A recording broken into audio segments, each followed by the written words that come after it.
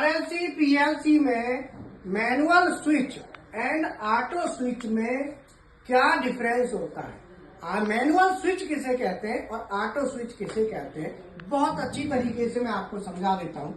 ये मैंने एक कॉन्टैक्टर ले लिया यहाँ पे, ये कॉन्टैक्टर है जिसका एनो है 2324 और 1324। ये एक पुश बटन है।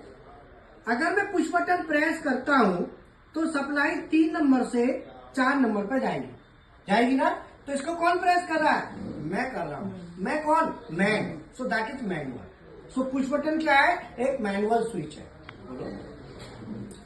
जैसे ही मैं पुश बटन दबाऊंगा तो कॉन्टैक्टर की कॉइल लगेगी, न्यूट्रल यहां से दे देता हूं, फेस यहां से आ गया, मैग्नेट बनेगा।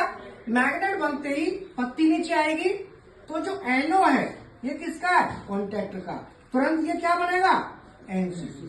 बोलो, एनसी बनेगा ना। जैसे ये एनसी बनेगा, एनसी बनते ही सप्लाई आगे गई। तो इसको एनसी बनाने में मैंने तो हाथ नहीं लगाया, मैंने हाथ कहां लगाया? यहां पे। वो कैसे हो रहा है? प्लंजर नीचे आ रहा है, ऑटोमेटिक हो रहा है। मैं तो नहीं कर रहा ना, उसको हो रहा है, बट मैं नहीं कर रहा।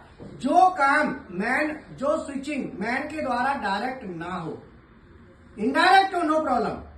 अब तुम कहेंगे सर ये नहीं दबाएंगे तो वो कहां से हो जाएगा, पर डायरेक्ट तो नहीं है ना, वो इनडायरेक्ट है।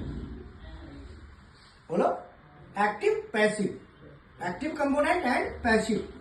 तो ऐसे यहां पे ये स्विच है, ये मैनुअल स्विच है, और ये भी एक स्विच है, ये ऑटो स्विच। क्योंकि इसको मैं नहीं दबा रहा, ये प्लंजर खींच रहा है। बोलो, बात समझ में आई? तो ऑटो स्विच और मैनुअल स्विच में जो अंतर है वो मैंने आपको बता दिया। ये मैनुअल है, देखो डायरेक्ट। अगर मुझे ये लाइट जलानी है तो मैंने लाइट लगा दी, यहाँ पे मैं बटन दबाऊंगा, सीधी लाइट जलेगी। लेकिन यही लाइट यहाँ पे बटन से नहीं दब रही, यहाँ इससे दब रही है, कॉन्टैक्टर के एनो से। सो कॉन्टैक्टर क्या हुआ? Automatic switch. So contactor is a automatic switching device. बात समझ में आई सर?